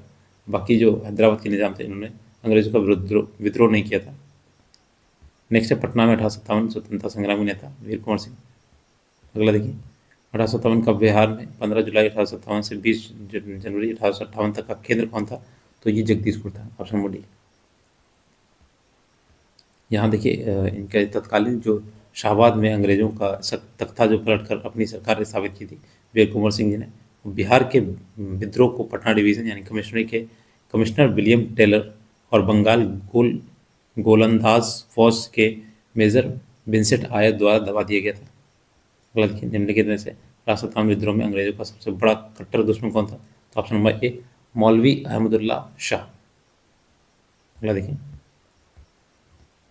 ये जो था ये जो थे ये अंग्रेजों के सबसे कट्टर दुश्मन थे। ये मूलतः तमिलनाडु में अरकाट में के रहने वाले थे। वह फैजाबाद में आकर बस गए थे। इन्होंने भारत के विभिन्न धर्मानुयायियों का आह्वान करते हुए कहा कि सारे लोग काफिर अंग्रेजों के विरुद्ध खड़े हो जाओ और उन्हें भारत से बाहर खदेड़ दो। इनके बारे में अंग्रेजों ने कहा कि अदम्य साहस के गुणों से परिपूर्ण और दृढ़ संकल्प वाले व्यक्ति तथा विद्रोहों में सर्वप्रथम सर्वोत्तम सैनिक हैं। इनकी गिरफ्तारी के लिए ब्रिटिश सरकार ने 50,000 रुपये का इनाम रखा था। अगला देखिए, 1857 के विद्रोह को किस उर्दू कवि ने देखा था? तो ये थे गालिब। अगला देखिए, निम्नलिखित में से किसका नाम 1857 के आंदोलन से जुड़ा है? तो option number B, Tatya Tope. देखिए, इनका असली नाम रामचंद्र पांडुरंग था और 1857 के भारतीय विद्रोह के प्रमुख नेता थे। इनका जन्म महाराष्ट्र के एओला गांव में हुआ, जहां से वे पेशवा के दत्तक पुत्र नाना धोंदो पंत और महाराज माधव सिंह के मित्र बन गए। 1851 ईस्वी में डलहौजी ने नाना को उनके पिता के पेंशन से वंचित कर दिया। उधर तात्या टोपे पहले से ही ब्रिटिशों को अपना शत्रु मान चुके थे। दोनों ने मिलकर कानपुर में ईस्ट इंडिया कंपनी की भारतीय टुकड़ियों को जीतकर नाना साहब के आधिपत्य को स्थापित किया और तात्या स्वयं सेना के कमांडर इन चीफ बन गए। इन्हें सैनिक अदालत में अप्रैल 1859 में फांसी दे दी गई थी। जैसे कि झांसी की रानी लक्ष्मीबाई की मृत्यु कहाँ हुई थी? तो ये ऑप्शन नंबर सी, ग्वालियर में। और ये देखिए, इनकी समाधि भी वहीं पे। महारानी लक्ष्मीबाई का जन्म वाराणसी में हुआ था। इनके बचपन का नाम था मनु। अगला देखते हैं। नेक्स्ट देखिए, 23 नंबर क्वेश्चन है, निम्नलिखित वर्गों में किसने 1857 के विद्रोह में भाग नहीं लिया था? तो ये ऑप्शन नंबर हो जाएगा डी वाला। और दूसरा और चौथा, साहूकार और जमींदार, इन लोगों ने भाग नहीं लिया था। खेतीहर, मजदूर और कृषक ने लिया था। और यह पर बीपीएससी तैयारी में पूछा गया क्वेश्चन। देखिए, 1857 विद्रोह बहुत बड़े क्षेत्र में फैला हुआ था और इसे जनता का व्यापक समर्थन प्राप्त था। फिर भी पूरे देश को या भारतीय समाज के सभी अंगों तथा वर्गों को अपनी लपेट में नहीं ले सका। ये दक्षिणी भारत तथा पूर्वी और पश्चिमी भारत के अधिकांश भागों में नहीं फैल पाया। भारतीय रजवाड़ों के अधिकांश शासक तथा बड़े जमींदार पक्के स्वार्थी और तथा अंग्रेजों की शक्ति के से भयभीत थे और वे विद्रोह में शामिल नहीं हुए। इसके विपरीत ग्वालियर के सिंधिया, इंदौर के होलकर, हैदराबाद के निज़ाम, जोधपुर के राजा और भोपाल के नवाब, पटियाला, नाभा और जींद के सिख शासक तथा पंजाब के दूसरे सिख सरदार, कश्मीर के महाराजा तथा दूसरे अनेक सरदारों और बड़े जमींदारों ने विद्रोह को कुचलने में अंग्रेजों की सक्रिय सहायता की। गवर्नर जनरल कैनिंग ने बाद में टिप्पणी की कि इन शासकों ने तूफान के आगे बांध की तरह काम किया, वरना ये तूफान एक ही लहर में हमें बहा ले जाता। व्यापारियों और शिक्षित वर्गों ने कलकत्ता और बंबई में सभाएं कर अंग्रेजों की सहायता के लिए प्रार्थना की। उच्च तथा मध्य वर्गों के अधिकांश लोग विद्रोहियों के आलोचक थे। विद्रोह में शामिल अवध के बहुत से तालुकदारों, बड़े जमींदारों ने अंग्रेजों से यह आश्वासन पाकर कि उनकी जागीरें वापस दे दी जाएंगी, विद्रोह से किनारा कर लिया। ग्रामीण जनता के हमलों का निशाना सूदखोर थे, इसलिए वे स्वाभाविक तौर पर विद्रोह के शत्रु हो गए थे। आधुनिक शिक्षा प्राप्त भारतीय ने भी विद्रोह का एक साथ नहीं दिया। शिक्षित भारतीय देश का पिछड़ापन समाप्त करना चाहते थे। उनके मन में यह गलत विश्वास बढ़ा गया था कि अंग्रेज आधुनिकीकरण के ये काम पूरा करने में उनकी सहायता करेंगे। नहीं देखिए, निम्नलिखित में से कौन सा कथन सत्य है? तो ऑप्शन नंबर देखिए, इसमें ए वाला हो जाएगा। देखिए, 1857 स्वतंत्रता संग्राम में बिहार के कुछ प्रमुख जमींदारों ने अंग्रेजों की धन तथा जन दोनों से बड़ी सहायता की। अंग्रेजों को इस प्रकार मदद पहुंचाने वाले जमींदारों ने दरभंगा, डुमराव एवं हटवा के जमींदार शामिल थे। नेक्स्ट देखिए, 1857 के विद्रोह से बिहार का कौन सा भाग अप्रभावित रहा था? तो ये ऑप्शन नंबर बी था। देखिए, केवल 5वां, ये आपका मुंगेर, ठीक है। दानापुर, आरा, पटना, मुजफ्फरपुर, ये सब प्रभावित है।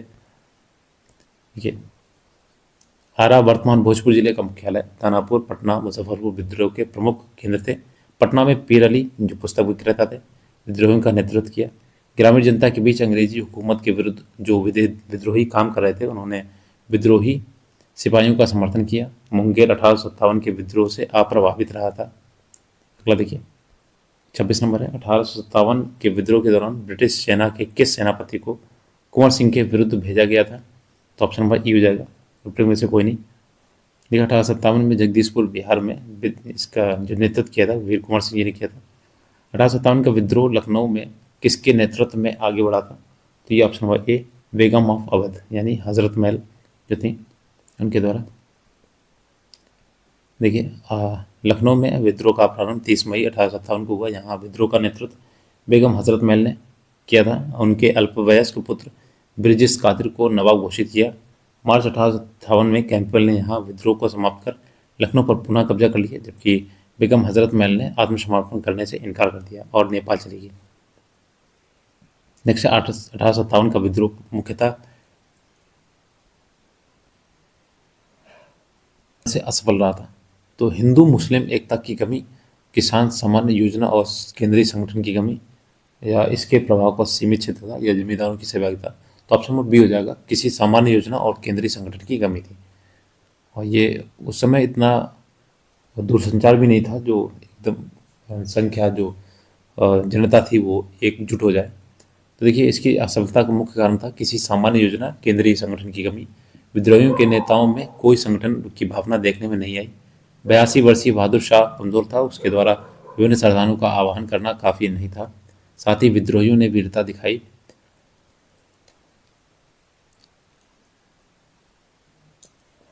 सरकार का विनाश करने पर वे तुले हुए प्रतीत हुए थे, किंतु ऐसा करने के लिए उनके पास किसी सुनियोजित एकीकृत कार्यक्रम का पूर्ण अभाव था। उनमें अनुशासन की कमी थी। कभी कभी तो वे अनुशासित सेना के बजाय दंगाई भीड़ की तरह व्यवहार करते थे। विदेशी शासन के प्रति एक साझी घृणा को छोड़कर कोई संबंध सूत्र नेताओं के बीच नहीं था। किसी क्षेत्र विशेष से ब्रिटिश सत्ता को उखाड़ फेंकने के बाद उन्हें पता भी नहीं होता था कि उसकी जगह किस प्रकार की राजनीतिक सत्ता या संस्थाएं स्थापित की जाएं। उनके पास एक भविष्योन्मुख कार्यक्रम, सुसंगत विचारधारा, राजनीतिक परिप्रेक्ष्य या भावी समाज और अर्थव्यवस्था के प्रति एक स्पष्ट दृष्टिकोण का अभाव था।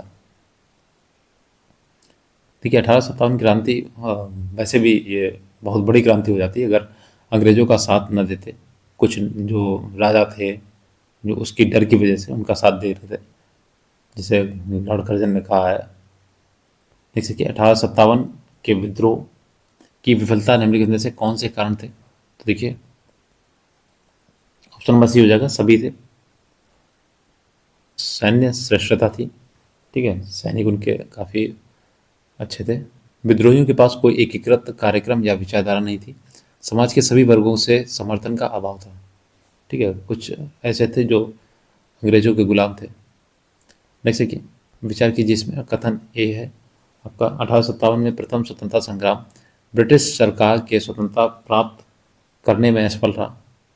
कारण दिया गया बहादुर शाह जफर के नेतृत्व को जन सहयोग नहीं मिला था और अधिकांश महत्वपूर्ण रियासतों के शासक उनका साथ देने से कतरा रहे थे। देखिए इसका ऑप्शन नंबर ए हो जाएगा, दोनों सही हैं और आर की व्याख्या भी करता है, सॉरी का और का व्याख्या भी करता है। नेक्स्ट देखिए 31 नंबर क्वेश्चन है, महारानी विक्टोरिया ने भारतीय प्रशासन को ब्रिटिश ताज के नियंत्रण में लेने की घोषणा कब की थी? तो ये ऑप्शन नंबर 1 नवंबर 1858 को, यानी कि एक साल बाद। 1858 की क्रांति के दमन के पश्चात 1 नवंबर 1858 को महारानी विक्टोरिया ने भारतीय प्रशासन को ब्रिटिश ताज के नियंत्रण में ले लिया और इसके बाद भारत में कंपनी के शासन को समाप्त कर भारत को सीधे ब्रिटेन क्राउन के अधीन कर दिया गया। भारत के राज्य सचिव, अन्य नाम भारतीय सचिव या भारतीय सचिव का पद, उसकी सहायता के लिए भारत मंत्री या सचिव तथा 15 सदस्यों वाली इंडियन काउंसिल की स्थापना की गई। तत्कालीन गवर्नर जनरल लॉर्ड कैनिंग को ही भारत का प्रथम वायसराय बनाया गया। नेक्स्ट देखिए, निम्नलिखित में से किस तिथि को रानी विक्टोरिया की उद्घोषणा जारी हुई थी? तो 1 नवंबर 1858 को, ऑप्शन नंबर सी। नेक्स्ट देखिए, 1857 के विद्रोह के बाद ब्रिटिश सरकार ने सिपाहियों का इन प्रांतों में चयन किया। तो option number C, Gorkha, Sikh एवं पंजाबी उत्तर प्रांत से। देखिए ये 1857 के विद्रोह को भड़काने में उत्तर प्रदेश एवं बिहार के सैनिकों ने महत्वपूर्ण भूमिका निभाई थी, इसीलिए ब्रिटिश सरकार इन्हें संदेह की दृष्टि से देखती थी। विद्रोह के समय बंगाल सेना के 60% सैनिक अवध तथा उत्तर पश्चिम यानी यूपी प्रांत के थे। इसी कारण 1 नवंबर 1858 को महारानी विक्टोरिया के घोषणा पत्र के अंतर्गत सेना का पुनर्गठन किया गया, जो विभाजन और प्रतिलोभन की नीति पर आधारित था। तो सबसे ज़्यादा सैनिक यहीं से लिए गए थे। नेक्स्ट देखिए, निम्नलिखित में से किसने 1857 के विद्रोह को एक षड्यंत्र की संख्या दी? तो ऑप्शन नंबर ए, सर जेम्स आउट्रम और डब्ल्यू टेलर। ये में पूछा गया है।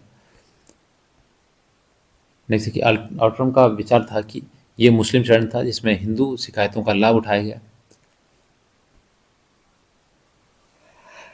जॉन लॉरेंस और सिले के अनुसार ये केवल सैनिक विद्रोह था। सर जॉन सिले के अनुसार 1857 का विद्रोह एक पूर्णतया देशभक्ति रहित और स्वार्थी सैनिक विद्रोह था जिसमें न कोई स्थानीय नेतृत्व ही था, न ही इसे सर्वसाधारण का समर्थन प्राप्त था। उसके अनुसार यह एक संस्थापित सरकार के विरुद्ध भारतीय सेना का विद्रोह था। देख सकिए 1857 के विद्रोह को किसके द्वारा प्रथम भारतीय स्वतंत्रता संग्राम के रूप में वर्णित किया गया? तो ये थे VD. Savarkar, Vinayak Damodar Savarkar, option number ए। इनकी पुस्तक थी the Indian war of independence. अगला देखिए 36 नंबर क्वेश्चन है, 1857 विद्रोह किसके द्वारा प्रथम भारतीय स्वतंत्रता संग्राम के रूप में वर्णित किया गया था? तो वी.डी. सावरकर के द्वारा। नेक्स्ट देखिए 37 नंबर क्वेश्चन है, 1857 का विद्रोह किसके द्वारा? तो ये सेम क्वेश्चन है, रिपीटेड है, वी.डी. सावरकर। नेक्स्ट है, निम्न में से कौन सा आयोग 1857 के विद्रोह के दमन के बाद भारतीय फौज के नव गठन से संबंधित था? ऑप्शन नंबर बी, पील आयोग। ठीक है, और ये आपका देखिए जिसने इसका गठन किया गया था जिसने सेना के रेजिमेंटों को जाति, समुदाय और धर्म के आधार पर विभाजित किया। यूरोपीय सैनिकों की संख्या जो 1857 में पूर्व में 45,000 थी उसे 65,000 कर दी गई तथा भारतीय सैनिकों की संख्या 2,38,000 से घटाकर 1,40,000 कर दी गई। बंगाल में यूरोपीय सैनिकों का भारतीय सैनिकों से 1:2 का अनुपात रखा गया, जबकि मद्रास एवं मुंबई में यह अनुपात 1:3 रखा गया। मतलब एक जो थी संख्या वो भारतीय सैनिकों की थी और 3 थी इनके अंग्रेजों की सैनिक। 39 नंबर है, जहाँ भी हूँ जगदीशपुर वहीं है, किसने कहा था? तो ये वीर कुंवर सिंह जी ने। ठीक है, ये रेशियो में दिया गया 1:3। ठीक है, रेशियो के हिसाब से बांटा गया, ध्यान रखिएगा। नेक्स्ट देखिए 1857 के दौरान बिहार के शाहाबाद जिले से और जगदीशपुर के 80 वर्षीय कुंवर सिंह ने बिहार में विद्रोह का नेतृत्व किया। इसी विद्रोह के दौरान कुंवर सिंह ने कहा, मैं जहाँ भी हूँ जगदीशपुर वहीं है। कुंवर सिंह की मृत्यु के बाद उनके भाई अमर सिंह ने विद्रोह का नेतृत्व संभाला और दिसंबर 1858 तक युद्ध को जारी रखा। अंत में विलियम टेनर और विंसेंट आयर ने विद्रोह का दमन कर दिया था। अगला देखिए किसने कहा था कि 1857 की घटना का प्रारंभ धर्म के संघर्ष के रूप में हुआ था और ये घटना का अंत स्वतंत्रता संग्राम के रूप में हुआ है? तो ऑप्शन नंबर ए, डॉक्टर S.N. सेन ने कहा था। देखिए नेक्स्ट देखिए 41 नंबर है, इसमें मैच द फॉलोइंग करनी है। तो ये हो जाएगा आपका ऑप्शन नंबर सी, 3, 4, 2, 1। देखिए मैच देखते हैं इसमें। कुंवर सिंह जगदीपुर से थे, हजरत महल लखनऊ से, खान बहादुर बरेली से और मौलवी अहमदुल्ला ये फैजाबाद से थे। अगला देखिए नेक्स्ट है अन्य जन आंदोलन। देखिए नील विद्रोह के बारे में किसके बारे में था? ये नील विद्रोह था, ऑप्शन नंबर सी। देखिए रैयत तो नील की खेती नहीं करना चाहते थे और पर उनसे एक अमान्य मूल्य पर जबरदस्ती कार्य कराया जा रहा था, कार्रवाई। नेक्स्ट देखिए नील विद्रोह की शुरुआत बंगाल के नदिया जिले से गोविंदपुर गांव से तथा विष्णु विश्वास के नेतृत्व में वहाँ के जो किसान एकजुट हुए तथा उन्होंने नील की खेती बंद कर दी। ये नील आंदोलन इतिहास के ने अपनी मांगों को लेकर किए गए आंदोलनों से सर्वाधिक व्यापक और जुझारू विद्रोह था। बंगाल का नील विद्रोह शोषण के विरुद्ध किसानों की सीधी लड़ाई थी। बंगाल के वे काश्तकार जो अपने खेतों में चावल की खेती करना चाहते थे उन्हें यूरोपीय नील बगान मालिक नील की खेती करने के लिए मजबूर करते थे और नील की खेती से इनकार करने वाले किसानों को नील बगान मालिकों के दमन चक्र का सामना करना पड़ता था। सितंबर 1859 में उत्पीड़ित किसानों ने अपने खेतों में नील न उगाने का निर्णय लेकर बनाम मालिकों के विरुद्ध विद्रोह किया। 1860 तक नील आंदोलन नादिया, पावना, खुलना, ढाका, मालदा, दिनाजपुर आदि क्षेत्रों में फैल गया। किसानों की एकजुटता के कारण बंगाल में 1860 ईस्वी तक सभी नील कारखाने बंद हो गए। बंगाल के बुद्धिजीवी वर्ग ने अखबारों में अपने लेखों द्वारा तथा जन सभाओं के माध्यम से इस विद्रोह के प्रति अपने समर्थन को व्यक्त किया। इसमें हिंदू पैट्रियट के संपादक हरिश्चंद्र मुखर्जी की विशेष भूमिका रही। नील बगान मालिकों के अत्याचारों का खुला चित्रण दीनबंधु मित्र ने अपने नाटक नील दर्पण में किया था। निम्न में से कौन सा नील दर्पण नील विद्रोह के नेता थे? देखिए ऑप्शन नंबर ये बी हो जाएगा, दिगंबर विश्वास और विष्णुचरण विश्वास थे। नेक्स्ट देखिए, प्रसिद्ध नाटक नील दर्पण जिसमें इंडिगो की खेती करने वाले किसानों के दमन का चित्रण किया गया, तो ये इसकी रचना ऑप्शन नंबर डी दीनबंधु मित्र ने की थी। अगला देखिए, इसमें इन्होंने नील की खेती करने वाले कृषकों की मार्मिक दशा का चित्रण किया था। नेक्स्ट है नील कृषकों की दुर्दशा पर लिखी गई नील दर्पण, ये दीनबंधु मित्र ऑप्शन नंबर बी हो जाएगा। अगला देखिए, बंगाल व बिहार के नील कृषकों की दशा का वर्णन करते हुए नील दर्पण किसने लिखा? तो ये फिर से दीनबंधु मित्र जी। बंकिम चंद्र चटर्जी का उपन्यास आनंद मठ किस विद्रोह का उल्लेख करता है? तो ये आपके सन्यासी विद्रोह से संबंधित है, और ये वंदे मातरम गीत जो था वो आनंद मठ के लिया गया था। नेक्स्ट है बंकिम चंद्र चट्टोपाध्याय के आनंद मठ में किस विद्रोह का उल्लेख है? तो ऑप्शन नंबर ये हो जाएगा, ये सन्यासी विद्रोह। नेक्स्ट देखिए, बंकिम चंद्र चटर्जी के आनंद मठ किस विद्रोह का उल्लेख है? सेम है, ऑप्शन नंबर ए हो जाएगा, सन्यासी विद्रोह। अगला देखिए, महाराष्ट्र में रामोसी कृषक जत्था किसने स्थापित किया था? तो option number C Vasudev Balwant Phadke, और ये बम्बई प्रेसिडेंसी के रामोसी जनजाति के लोगों को संगठित करके प्रशिक्षित लड़ाकू बल में परिवर्तित किया। इन्हें काला पानी की सजा दी गई। 1863 ईस्वी में आमरण अनशन से इनकी मृत्यु हो गई। अगला देखिए, रामोसी विद्रोह सही रूप से किस भौगोलिक इलाके में हुआ था? तो ऑप्शन नंबर डी ये पश्चिमी घाट में हुआ था। देखिए, रामोसी जो जनजाति के लोगों ने 1822 में अपने नेता सरदार चित्तूर सिंह के नेतृत्व में रामोसी विद्रोह किया। रामोसियों ने सतारा के आसपास के क्षेत्र को लूटा और किलों पर भी आक्रमण किया। 1825 से 26 में भयंकर अकाल और अन्न अभाव के कारण इन्होंने उमाजी के नेतृत्व में पुनः विद्रोह किया। नेक्स्ट देखिए, बघेरा विद्रोह कहाँ हुआ था? तो ऑप्शन नंबर डी हो जाएगा, ये हुआ था बड़ोदरा में। देखिए, बघेरा विद्रोह 1818 ईस्वी में अंग्रेज सरकार के विरुद्ध किया गया बघेरा विद्रोह बड़ोदरा में हुआ। बड़ोदरा के गायकवाड़ों ने अंग्रेजी सेना की सहायता से बेघरों से अधिक कर एकत्र करने का प्रयत्न किया, जिसके परिणाम स्वरूप बघेरा सरदारों ने विद्रोह कर दिया। इन्होंने 1818 से 1819 ईस्वी के मध्य ब्रिटिश क्षेत्रों पर भी आक्रमण किया। ये विद्रोह 1820 ईस्वी के आसपास समाप्त हो गया था। अगला देखिए, पागल पंथ की स्थापना किसने की थी? देखिए, ऑप्शन नंबर ये हो जाएगा, बी वाला। देखिए, पागल पंथ एक अर्ध धार्मिक संप्रदाय था। ये वसुधा गारो जनजाति से संबंधित था, जिसे उत्तरी बंगाल के करम शाह यानी करीम शाह ने चलाया था। करम शाह के पुत्र तथा उत्तराधिकारी टीटू यानी टीपू धार्मिक और राजनैतिक उद्देश्यों से प्रेरित थे। उसने जमींदारों के द्वारा मुजारों पर किए गए अत्याचारों के विरुद्ध आंदोलन किया। 1825 में टीटू ने शेरपुर पर अधिकार कर लिया तथा राजा बन बैठा। वह इतना शक्तिशाली हो गया कि स्वतंत्र सत्ता का प्रयोग करने लगा और प्रशासन को चलाने के लिए उसने एक न्यायाधीश, एक मजिस्ट्रेट, एक कलेक्टर की नियुक्ति की। अगला देखिए, 1816 के फुल्का विद्रोह का नेतृत्व किसने किया? तो ऑप्शन नंबर ए बंदा सिंह बहादुर। इनके देखिए बचपन का नाम था लक्ष्मण देव। बंदा सिंह बहादुर सिख सैन्य कमांडर थे। ये विद्रोह सैनिकों द्वारा पंजाब में दुर्रानी अफगान शासक को उखाड़ फेंकने और अपना स्वतंत्र राज्य स्थापित करने का प्रयास किया था उन्होंने। नेक्स्ट है, बिहार का चौरी विद्रोह किस वर्ष हुआ था? तो ऑप्शन नंबर ई देखिए दिया गया है। देखिए, किसी भी प्रामाणिक स्रोत से बिहार में चौरी विद्रोह का कोई उल्लेख प्राप्त नहीं है। संभवतः ये आयोग चुआर विद्रोह का पूछना चाहता है प्रश्न। ज्ञातव्य है कि चुआर जो विद्रोह था तत्कालीन बंगाल बिहार यानी वर्तमान पश्चिम बंगाल और झारखंड में 1768 से 1799 ईस्वी में बड़े पैमाने पर हुआ। बिहार लोकसभा आयोग ने इस प्रश्न का उत्तर ऑप्शन नंबर सी माना है, तो मिसप्रिंट होगा उसमें। देखिए, 15 नंबर क्वेश्चन है, मानव बलि प्रथा का निषेध करने के कारण अंग्रेजों के विरुद्ध विद्रोह करने वाली जनजाति का नाम है। तो ऑप्शन नंबर बी खोंड जनजाति।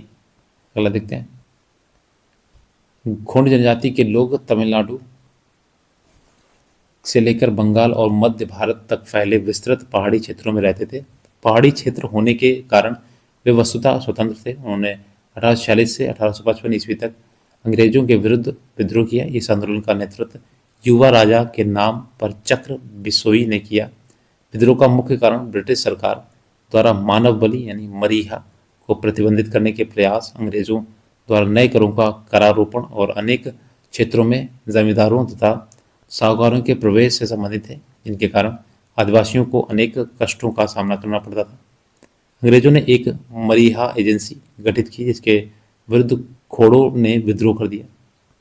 अगला देखिए, छोटानागपुर जनजाति विद्रोह कब लागू हुआ था या कब हुआ था? तो देखिए इसमें स्टार लगा हुआ है। छोटानागपुर जनजाति विद्रोह के नाम से कोई विद्रोह नहीं हुआ है, फिर भी इस क्षेत्र में हुए विद्रोह की एक लंबी श्रृंखला है, जिसे अलग अलग नामों से जाना जाता है। दिए गए विकल्पों में कोई भी तिथि किसी भी विद्रोह का सही समय नहीं है। इस क्षेत्र में हुए जो कोल विद्रोह था 1830 से 32 के बीच में हुआ। संताल विद्रोह 1855 से 56 के बीच में। मुंडा विद्रोह 1899 से 1900 के बीच में हुआ था। अगला देखते हैं, 1855 ईस्वी में संथालों ने किस अंग्रेज कमांडर को हराया था? तो ऑप्शन नंबर सी था, मेजर बारो को हराया था। देखिए 1855 में संथालों ने भागलपुर क्षेत्र में भोगनाडीह तालुके में विद्रोह कर दिया। इन्होंने एक पुलिस और दिगुओं पर आक्रमण किया, जिसका नेतृत्व सिद्धू कानू चांद भैरव ने किया था। संथाल विद्रोह को दबाने के लिए मेजर बारो के नेतृत्व में एक सेना भेजी गई, जिसे संथालों ने हरा दिया। अंततः भागलपुर में एक कमिश्नर ब्राउन और मेजर जनरल लॉयड ने क्रूरतापूर्वक संथाल विद्रोह का दमन कर दिया। नेक्स्ट है संथाल हुल यानी विद्रोह आदिवासी आंदोलन कब प्रारंभ हुआ था? तो ऑप्शन नंबर सी 1855 से 56 के बीच में। नेक्स्ट है ईसा पूर्व 1855 में संथाल विद्रोह का नेतृत्व किया था, तो सिद्धू कानू और चांद भैरव थे। नेक्स्ट देखिए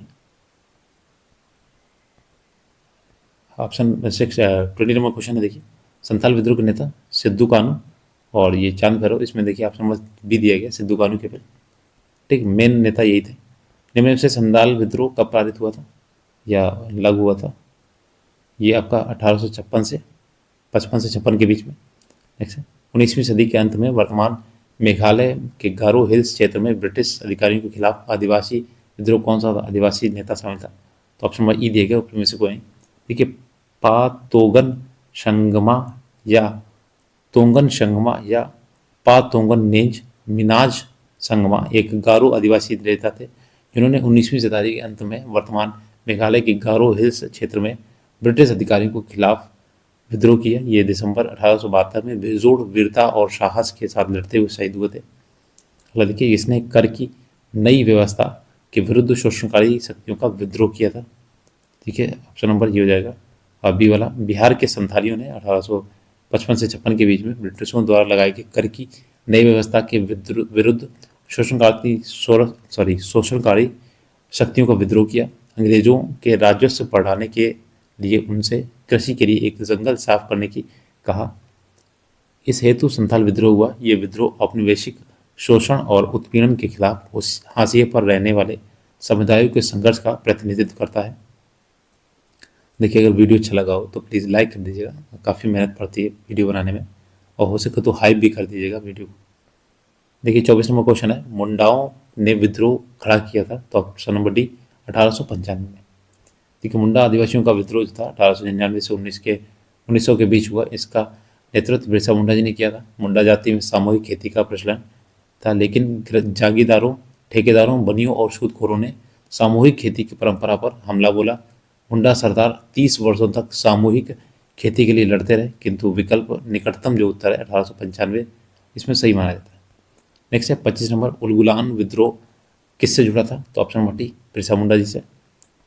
तो महान हलचल यानी मुंडा विद्रोह जो था उलगुलान, इसे दूसरा नाम है महान हलचल के नाम जाना गया है। ये विद्रोह इस अवधि का सर्वाधिक प्रसिद्ध आदिवासी विद्रोह था। मुंडों की पारंपरिक भूमि व्यवस्था खुटकट्टी या मुंडारी का जमींदारी या व्यक्तिगत भू स्वामित्व वाली भूमि व्यवस्था में परिवर्तन के विरुद्ध मुंडा विद्रोह की शुरुआत हुई, लेकिन कालांतर में बिरसा ने इसे धार्मिक राजनीतिक आंदोलन का रूप प्रदान किया। मुंडा आदिवासियों का विद्रोह 1899 से 1900 के बीच हुआ। 1895 में बिरसा ने अपने आप को भगवान का दूत घोषित किया और हजारों मुंडाओं का नेता बन गया। उसने कहा कि दिगुओं यानी गैर आदिवासियों से हमारी लड़ाई होगी और उनके खून से ज़मीन इस तरह लाल होगी जैसे लाल झंडा। बिरसा मुंडा के अनुयायी उन्हें धरती का यानी धरती आबा का अवतार मानते थे। 1899 में क्रिसमस की पूर्व संध्या पर बिरसा मुंडा जाति का शासन स्थापित करने के लिए विद्रोह का ऐलान किया, लगभग 6,000 मुंडा तीर तलवार तथा कुल्हाड़ी लेकर बिरसा के साथ हो लिए, लेकिन बिरसा फरवरी 1900 को के शुरू में गिरफ्तार कर लिया गया और जून 1900 में जेल में उनकी मृत्यु हो गई। विद्रोह कुचल दिया गया पर बिरसा अमर हो गया। नेक्स्ट देखिए, अगला क्वेश्चन है 26 नंबर, मुंडा विद्रोह का नेता कौन था? तो ये ऑप्शन नंबर देखिए और बी हो जाएगा बिरसा मुंडा। अगला देखिए, मुंडा विद्रोह का नेता बिरसा मुंडा। नेक्स्ट है, बिरसा मुंडा के अनुयायी उन्हें किसका अवतार बनाते थे? तो ये धरती आबा, ऑप्शन नंबर बी हो जाएगा। बिरसा मुंडा को सोते हुए पकड़ा गया था, तो देखिए ऑप्शन नंबर सी 3 फरवरी 1900 को पकड़ा गया था। और पश्चिमी सिंह भूमि में चक्रधरपुर में ये जाम को पाई वन में सोते हुए गिरफ्तार हुए थे। 9 जून 1900 को जेल में ही इनकी रहस्यमय तरीके से मृत्यु हो गई थी। नेक्स्ट है, बिरसा मुंडा का कार्यक्षेत्र कौन सा था? तो ये था इनका रांची, ठीक है, और ये रांची से लेकर भागलपुर तक था। बिरसा मुंडा का मुख्य उद्देश्य जनजातियों में समाज सुधार करना, उन्हें ब्रिटिश सत्ता को दूर रखना। बिरसा ने अनेक देवताओं जैसे बोगा की पूजा को छोड़कर अपने अनुयायियों से एक ईश्वर सिंह बोगा की पूजा करने का आह्वान किया था। अगला देखते हैं, बिरसा मुंडा विद्रोह कहाँ हुआ था? ये आपके रांची में होता, ऑप्शन नंबर सी। 1899 से 1900 के बीच में मुंडा क्रांति का नेता कौन था? तो बिरसा मुंडा। अगला देखिए, बिरसा मुंडा किसके पक्ष में थे? तो ये आपके थे इनमें से कोई नहीं, क्योंकि 1899 से 1900 के बीच में मुंडा आदिवासियों ने बिरसा मुंडा के नेतृत्व में विद्रोह किया। ये विद्रोह भूमि व्यवस्था से परिवर्तन और दीकुओं के विरुद्ध था। बिरसा मुंडा जाति का शासन स्थापित करने की बात कही की है, किंतु वह किसी राज्य विशेष की स्थापना के पक्षधर नहीं थे। नेक्स्ट है, 1831 में बुद्धो भगत के नेतृत्व में कोल विद्रोह किस क्षेत्र में हुआ था? तो ऑप्शन नंबर बी सिंह भूमि में। नेक्स्ट देखिए, 1831 में बुद्धो भगत की मृत्यु के उपरांत इस विद्रोह का संचालन गंगा नारायण के द्वारा किया गया था। यह विद्रोह रुक रुक कर 1848 तक चला था। अंततः ईस्ट इंडिया कंपनी द्वारा इस विद्रोह का दमन कर दिया गया था। अगला देखिए, हौज विद्रोह हुआ था, तो ऑप्शन नंबर सी ये होता 1820 से लेकर 21 के दौरान। नेक्स्ट देखिए,